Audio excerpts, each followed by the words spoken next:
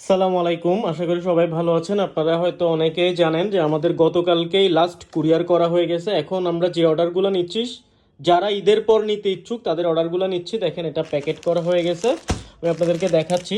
এটা হচ্ছে twill pant, এগুলো ইচ্ছে করেই লাগাই নাই আপনাদেরকে দেখানোর জন্য। এটা হচ্ছে জিন্স প্যান্ট আছে এখানে, এটাতেও টুইল প্যান্ট, এটাতেও টুইল প্যান্ট আছে, এটাতেও জিন্স প্যান্ট, এছাড়াও আরও কিছু পার্সেল আমাদের রেডি করা আছে।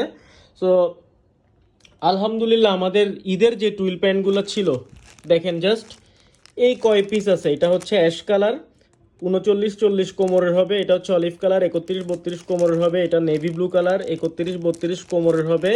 35-36 কোমরের হবে। এটা ব্ল্যাক কালার, 2 পিস আছে, 35 থেকে 36 কোমরের। এটা হচ্ছে ক্রিম কালার, 37-38 কোমরের এবং 39-40 কোমরের। এরপরে বেস কালার, 31-32 কোমরের। এটা হচ্ছে আমাদের আপডেট টুইল প্যান্টের।